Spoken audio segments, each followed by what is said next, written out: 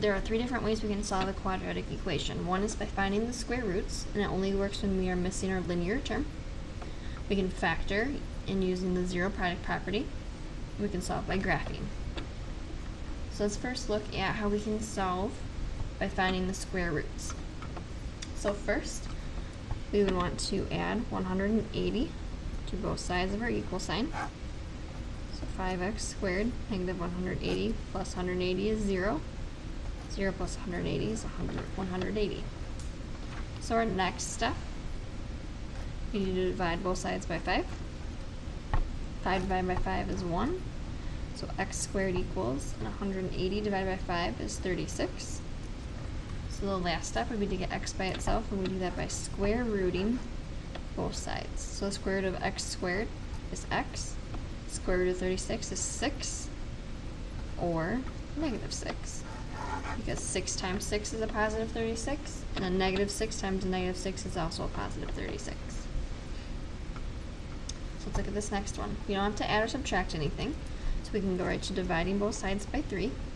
3 divided by 3 is 1, so x squared equals 24 divided by 3 is 8.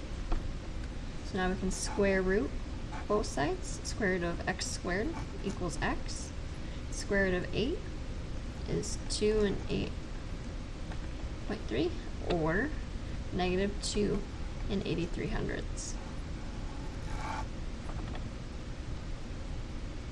So let's take a look at this last one. We want to add 9/4 to both sides. So x squared, negative 9/4 plus 9/4 is 0. 0 plus 9/4 is 9/4. So if we square root both sides, square root of x squared is x. The square root of 9 equals 3.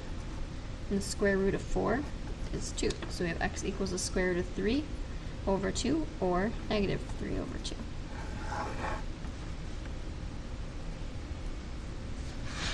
Now let's look at solving by factoring. First step, we have to make one side equal to 0. Then we factor, set each factor equal to 0, and we solve each of those.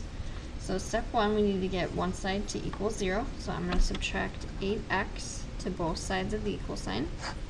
Since these are not like terms, we have 16x squared minus 8x equals 0.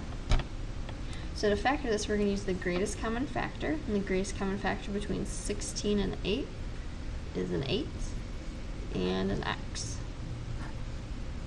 So 16 divided by 8 is 2. Divide that by x, we are left with 1x. Negative 8 divided by 8 is a negative 1. X divided by x is 1 more x's. So now we take step 3 and set each factor equal to 0. So we say 8x equals 0, and we also have 2x minus 1 equals 0. So if we solve this side, 8 divided by 8 is 1, and 0 divided by 8 is 0. So x equals 0, or if I add 1 to both sides, 2x equals 1, divided by 2, x equals 1/2. So x equals 0, or x equals 1/2.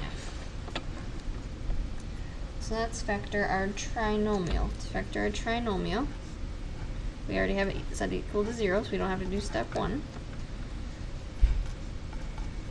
Two numbers multiplied together to get 14, so we know the factors of 14 are 1 and 14, and 2 and 7.